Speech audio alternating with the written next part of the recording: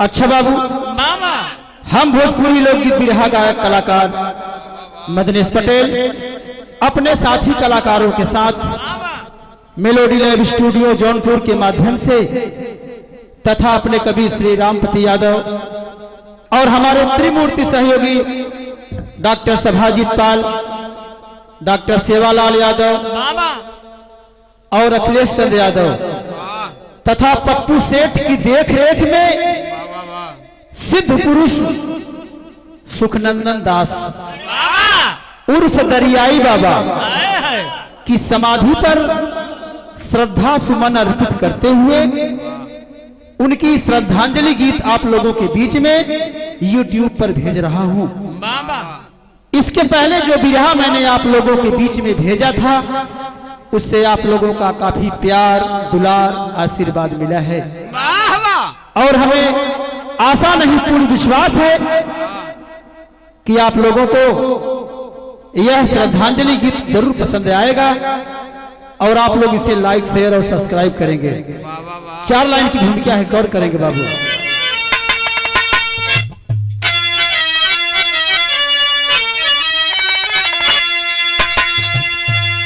भक्ति की शक्ति की महिमा प्रबल है, सच्चे ही दिल से सधाया जो भक्ति,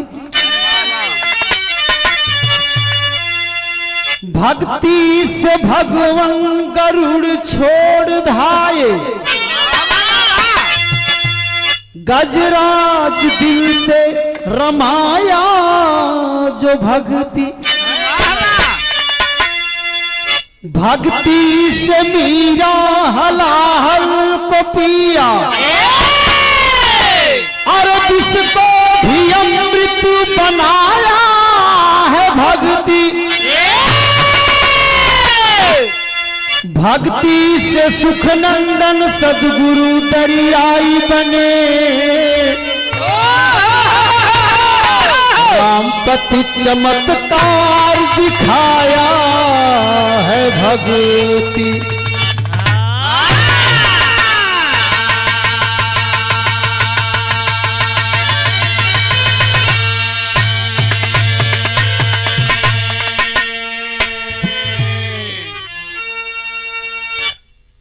अच्छा बाबू, जब कोई साधक काम क्रोध मदलोभ को त्याग करके साधना में लीन हो जाता है बाबू, तभी उसके अंदर सच्ची भक्ति भावना जागृत होती है। एक लाइन गजल का नमूना कैसे वाला,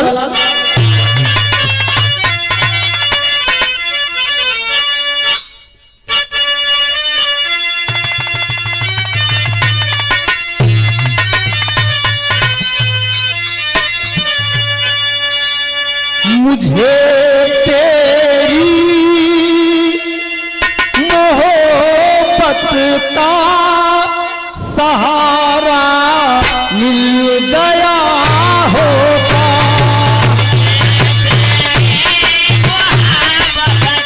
क्या बात है, क्या बात है, यो!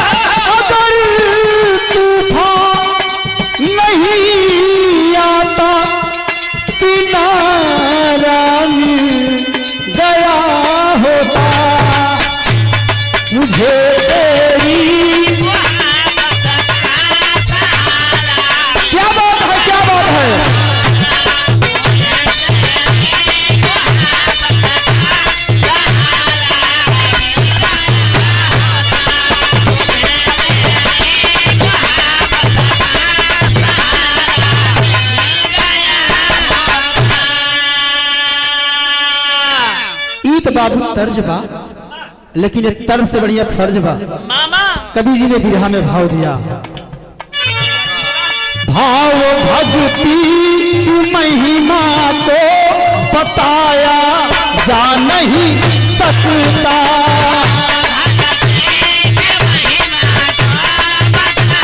क्या बात है, क्या बात है।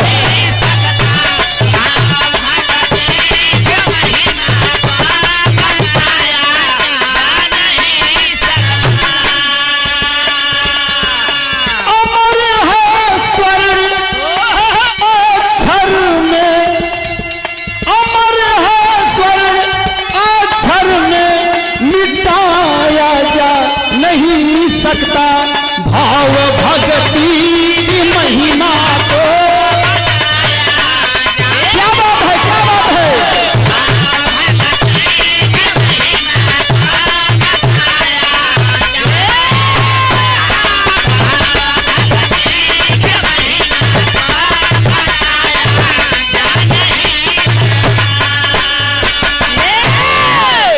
अच्छा बाबू, भक्ति में कितनी बड़ी शक्ति होती है यह बताने की चीज नहीं होती, बल्कि अनुभव करने की चीज होती है। आज 16 अक्षरों में भक्ति की गाथा वेद पुराणों में लिखा गया है बाबू, लेकिन नजम का नमूना बा कैसे बा।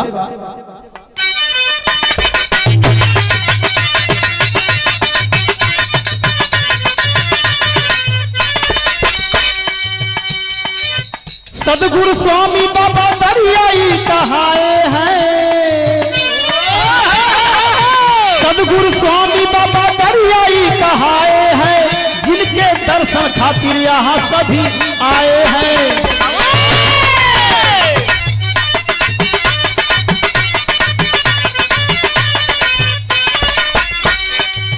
जनपद जौनपुर मुरादगंज ग्राम रहा, जनपद जौनपुर मुरादगंज ग्राम रहा, जानकी माता जिनकी पिता पर नाम रहा।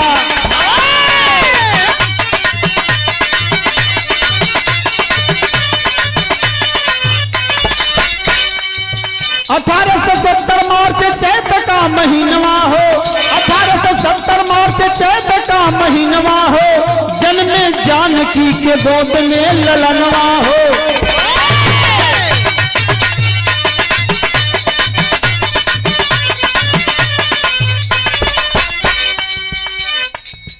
माता हर्षित होकर क्षीर को पिलाती थी, माता हर्षित होकर क्षीर को पिलाती थी, नाम सुख नंदन रखकर प्यार से बुलाती थी।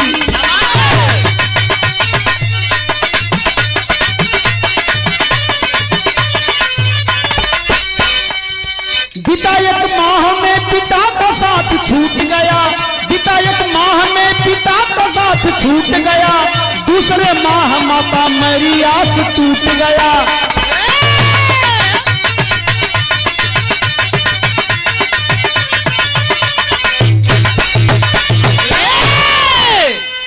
अच्छा बाबू, पहले कहानी समझ ले आप सब। जिला जौनपुर के अंतर्गत मुरादगंज एक गांव पड़ता है बाबू। मार्च 1870 ईस्वी चैत के महीना में सुखनंदन दास का जन्म भयल बाबू, जिनके पिता का नाम पब्बर और माता का नाम जानकी देवी बताया गया। जौने समय सुखनंदन पैदा भैलन बाबू, परिवार में खुशी का माहौल रहल। माई बड़े लाड प्यार से अपने बेटवा सुखनंदन का पालन पोषण करत हो बाबू। लेकिन देखें बाबू, एक ही महीना के बाद बाबू इस दुनिया के छोड़ चले, और दूसरे महीना में बाबू माई जानकी देवी भी दुनिया के छोड़ करके चली गई। कहे तो मतलब ये बाबू कि 2 महीना में सुखनंदन बेसहारा हो गए। लेकिन एक लाइन बिरहा में तर्जबा, कौन तर्जबा?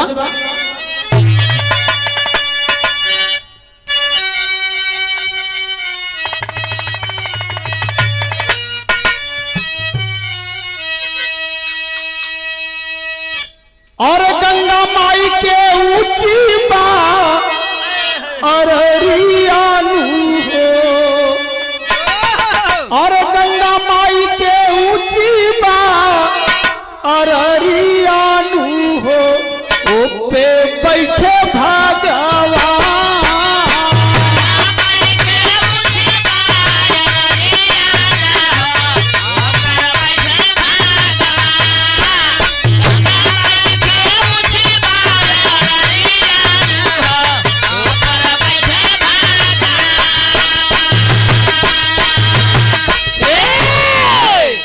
ईत बाबू तर्ज बा, लेकिन एक तर्ज बढ़िया फर्ज बा।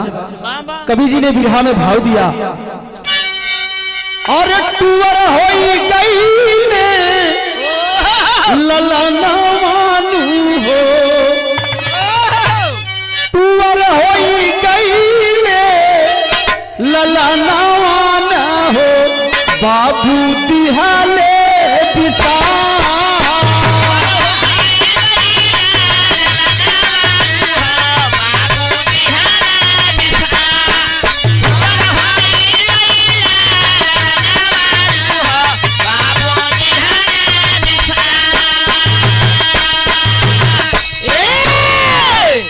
और माई छोड़ली आल्हर सुगनावान हो, माई छोड़ली आल्हर सुगनावान हो, छूटल ममता दुला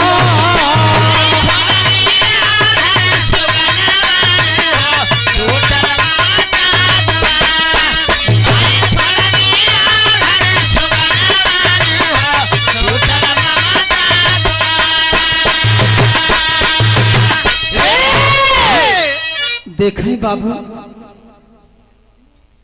जौने समय सुखनंदन का जन्म भयल, 2 महीना में सुखनंदन का माई बाबू दोनों ने दुनिया से चल बसिन बाबू। लेकिन भयल का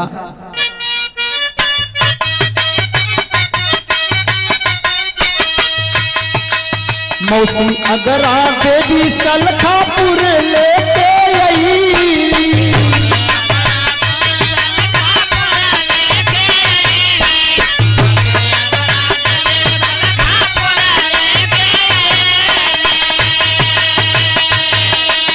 दूधवा पीला के सुखानंदन के जियवाली,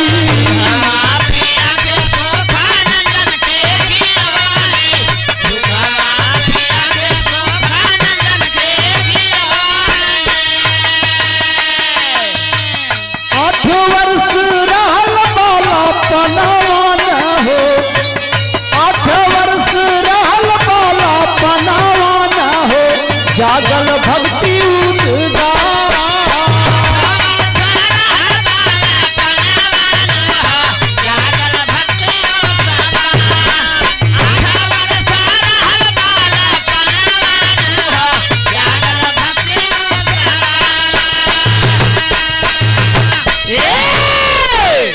देखें बाबू, 2 महीना के उम्र में सुखनंदन के ममता दुलार सब कुछ टूट गया बाबू।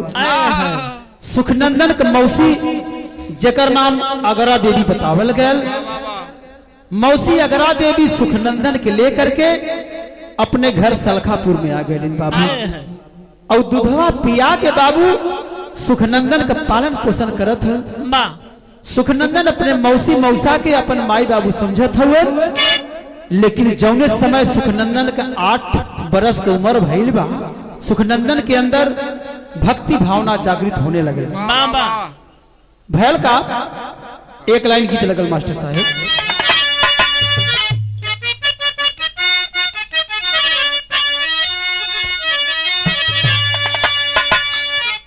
नन्हवई करम मोर जरी गए, और नन्हवई करम मोर जरी गए, बलम मोरा जोगी निकली गए।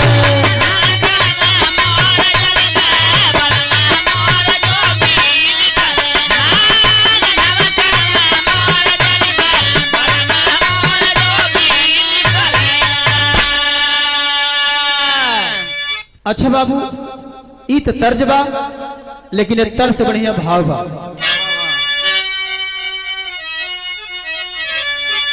और मौसी कन्हैया भुलाए, और मौसी कन्हैया भुलाए, भजनिया में मनवा रमाए।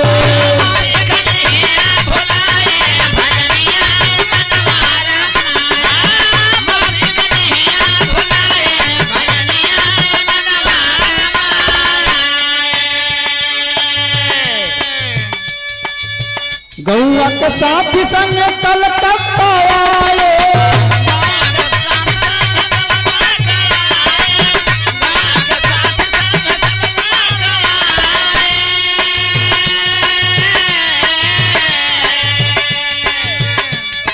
छूट गयल साथ भारी दुखवा उठाए।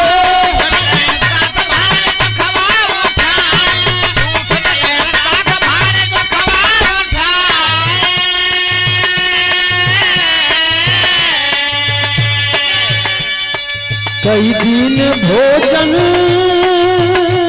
न पाए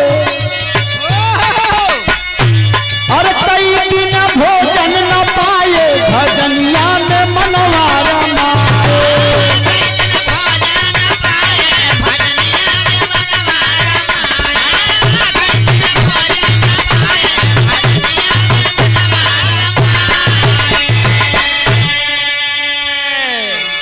अच्छा बाबू, जौने समय सुखनंदन का उम्र 8 साल रहल बाबू, उनके अंदर भक्ति भावना जागृत होने लगी।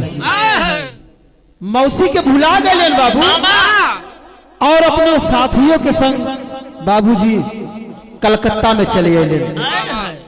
लेकिन जब कलकत्ता में पहुंचले बाबू तो कुछ दिन तक खाना ना मिलल। एकदम भूखे पेट सो गए बाबू। लेकिन विदेशिया के भाव में कहना वाला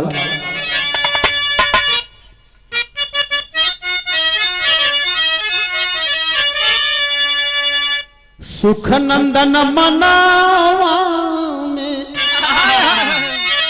सोचा एक उपैया हो। बनवा में लकड़ी तोड़ बेचल बाजरिया। भोजन के सामग्री हाड़ी एक नाम लिहल हो। अरे भोजन के बाद साफ रखे तौने घरिया। बीतल 25 साल सूर्य के उपासक बने। कैले तपस्या भारी बने चमत्कारिया। 1924 में कलकत्ता को छोड़ी चले। घूमत फिरत आई गईले मौसी के दुआरिया। देखे बाबू, सुखनंदन 8 साल की उम्र में जकरे अंदर भक्ति भावना जागृत हो गई बाबू। सुखनंदन अपने मित्र साथियों के साथ कलकत्ता चले आए बाबू। कलकत्ता आने के बाद कुछ दिन तो भूखे पेट रहले, खाना पीना ना मिलल बाबू। तो उनके मने में एक उपाय सूझल। वन में से लकड़ी बाबू तोड़े जाए के बाजार में बेचे। भोजन की सामग्री ले आवे और एक हाड़ी जो कि मिट्टी की हाड़ी होती है बाबू खरीद के लिए और वही में खाना बना के खाए और हड़िया साफ करके फिर रख दें बाबू। देखें बाबू, धीरे धीरे 25 साल बीतर रहो। 25 साल के उम्र में सूर्य के उपासक बन गए। सूर्य की तरफ ध्यान लगा के बाबू पूजा पाठ करे लगे बाबू। लेकिन 1924 में कलकत्ता को छोड़ करके अपने मौसी के घर सलखापुर वापस आ गए बाबू। जब वापस आ गए तो गांव के लोग जबरदस्ती सुखनंदन का शादी करवा दे बाबू। जब सुखनंदन का शादी हो गया तब हैल का बिरहा में टेरी के भाव लगे मास्टर साहेब।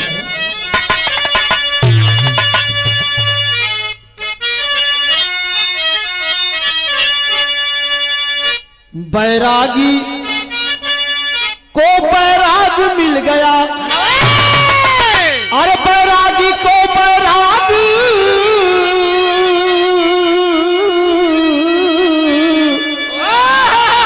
हो। बैरागी को बैराग मिल गया। उर्मे बियावान जंगल की भावना जागी।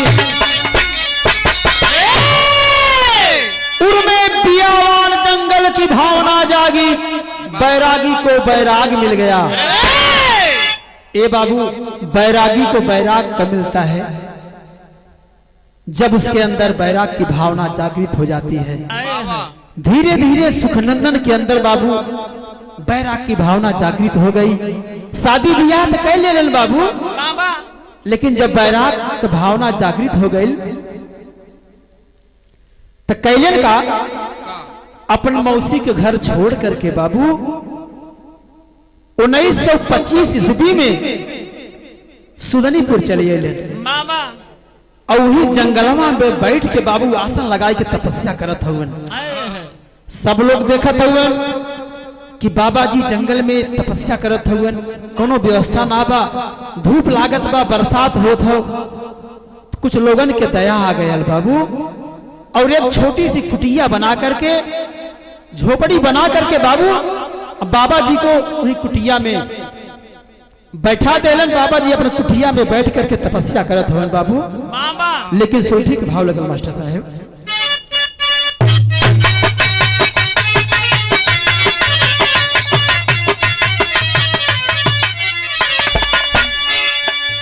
वह तर्ज बा, झुमता झमाता जगिया आई, ले नगारी आयर आई, ले नगारी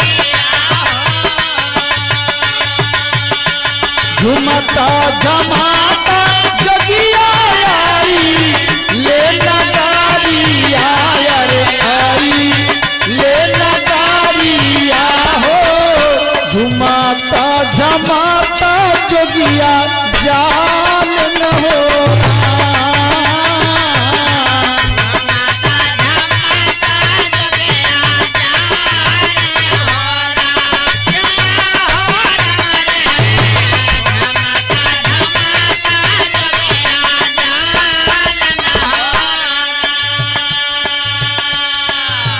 ईत बाबू तर्ज बा, लेकिन एक तर्ज से बढ़िया भाव बा, बनी के तपासी बाबा तार ले भजानी आयर,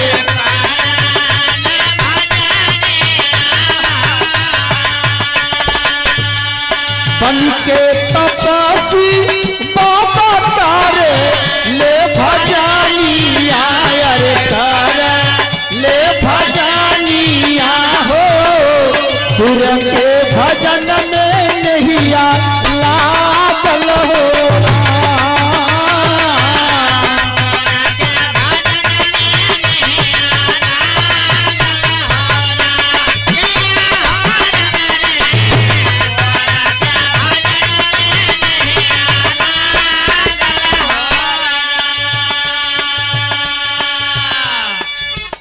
बाबा जी वही कुटिया में रह के बाबू तपस्या करत हुए और सूरज देवता सूर्य भगवान की पूजा पाठ करत हुए बाबू।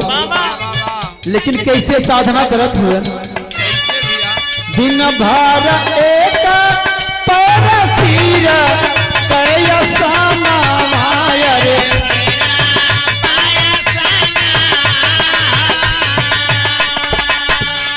दिन भर एक परसीर के असाना मायर, सीरा के असाना हो, साधना में रहे हरदम साधन हो।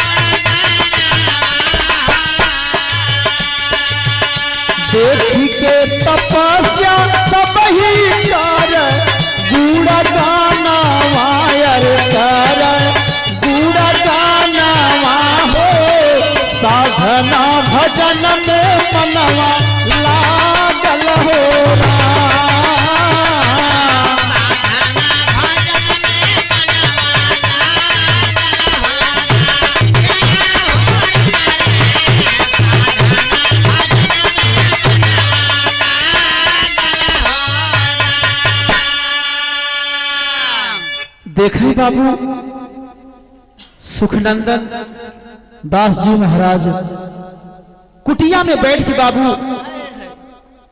सूर्य भगवान का पूजा करत हुए, लेकिन कैसे करें? एक पैर पे खड़ा हो के बाबू हाथ जोड़ के सूर्य का पूजा पाठ करत हुए बाबू। और देख के बाबू वहां की जनता, वहां के लोग गुणगान गा रहे हैं बाबू, लेकिन पहपट के भाव में कहना बा,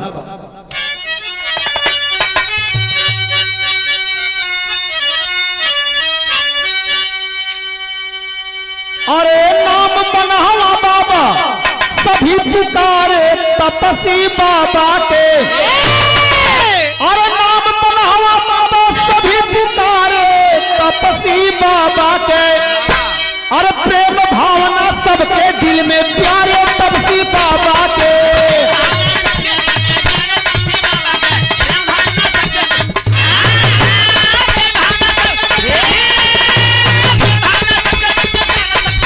जिया जिया भैया जिया।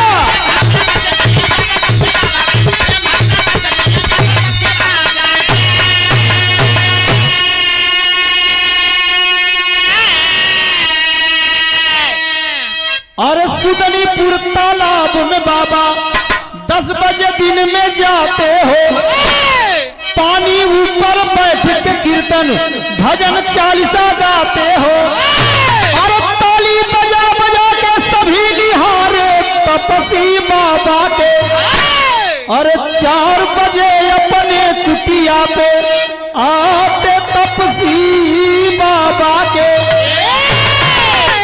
देखें बाबू,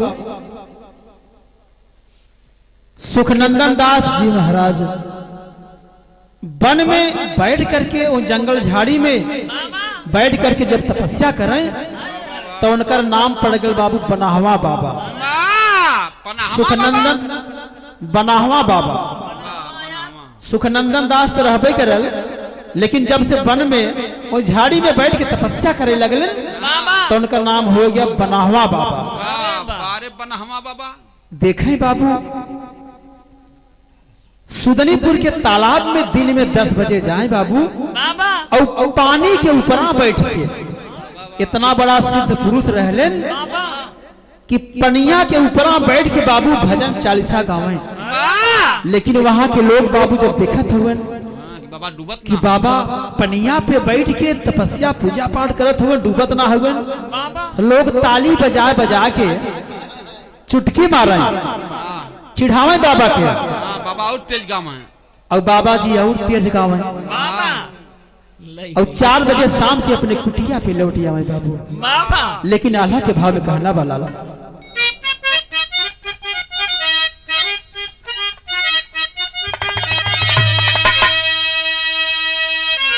धन्य दरियाई बाबा धन्य तोहरी महिमा स्वामी,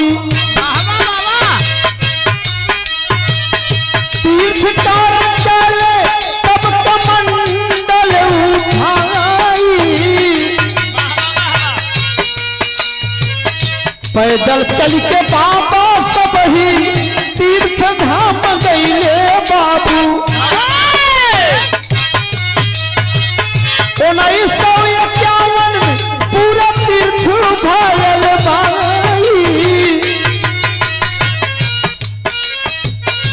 1953 बाबा बम्बई आई गईले भैया, सागर के किनारे पहुंच गईले हर साई, सागर की लहरिया में आसन लगाए स्वामी, पानी के ऊपर बैठ भजन कीर्तन गाई, हैरत में पड़ी गईले देख सब ही बाबा बाबू, देख के करिश्मा सब ही गईले घबराई, सबसे दरियाई बाबा कहीं के सब पुकारे बाबू। 21 दिन दरिया में आसन लगाई, वापस कुटिया पर बाबा लौट करके अइले भैया। कुछ ईर्ष्यालु रहल बाबा को सताई, कई बार बाबा जी के जहर दे दिहले बाबू, लेकिन कुछ भक्त लिहल बाबा को बचाई। परम भक्त बाबा जी के राम सूरत लाल जी यादव, स्वामी की सेवा में रहती नावा बिताई। राम सूरत दास के बुला के कहन लागे, 125 वर्ष बीतल ले समाधि लगाई। हमरो समाधि ऊपर चादर एक देना लाके, कुटिया की हिफाजत करना रहे समझाई। 2002 सन अगहन के महीनवा बाबू, 27 नवंबर 12 बजत रहल भाई।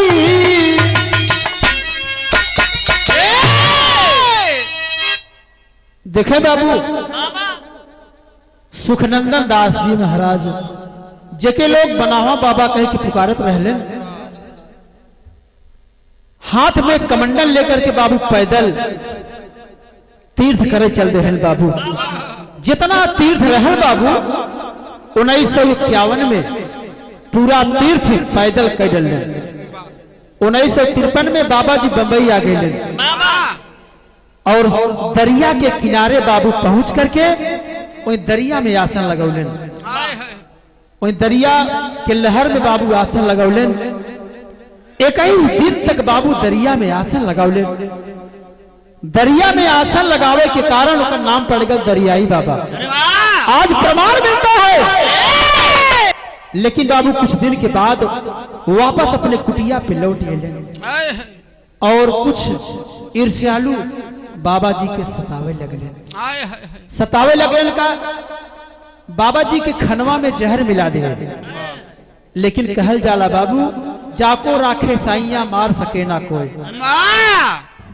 हम पहले बतौली कितने बड़े सिद्ध पुरुष थे बाबा सुखनंदन दास जी महाराज, लेकिन उनका कोई बाल न बाका कर सका बाबू। जितने भी वहां के भक्त थे बाबा जी को बचा लिए। और उनके भक्तों में राम सूरत और लालजी यादव दोनों ही बहुत ही प्रिय भक्त थे बाबू। जब 125 साल बीतल बा, दरियाई बाबा कहले कि अब हमारे समाधि लेने का समय आ गया है। अब मैं समाधि लूंगा। अपने सबसे प्रिय भक्त राम सूरत और लालजी यादव को बुला करके कहलेन कि मैं लेट रहा हूं और मेरे ऊपर एक चादर आप लोग फैला दीजिए। मैं अब समाधि ले रहा हूं और इस कुटिया की हिफाजत आप लोग कीजिएगा।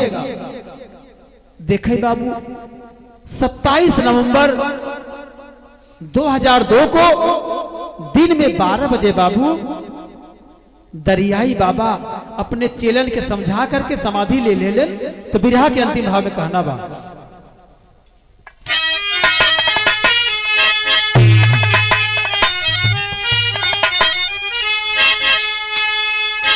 और जब तक सूरज चंदा गगनवा रही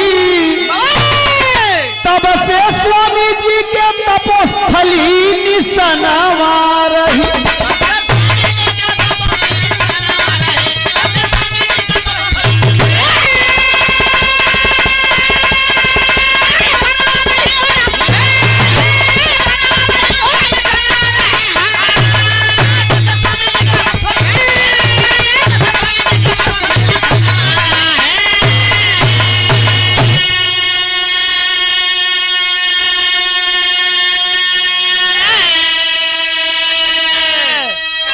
इतने बड़े सिद्ध पुरुष थे बाबू दरियाई बाबा। कहा जाला कि जब तक सूरज चंदा रही बाबू, तब तक बाबा जी का नाम सबके जबान पे आवत रहे। कहना बा महंत राम सूरत दास अनुयायी कहाए, सूर्य मंदिर बाबा जी के समाधि सजाए। अरे महर्षि जी के सब दिन गुणगणवा रही, तब से स्वामी जी के तपोस्थली निसनवा रही।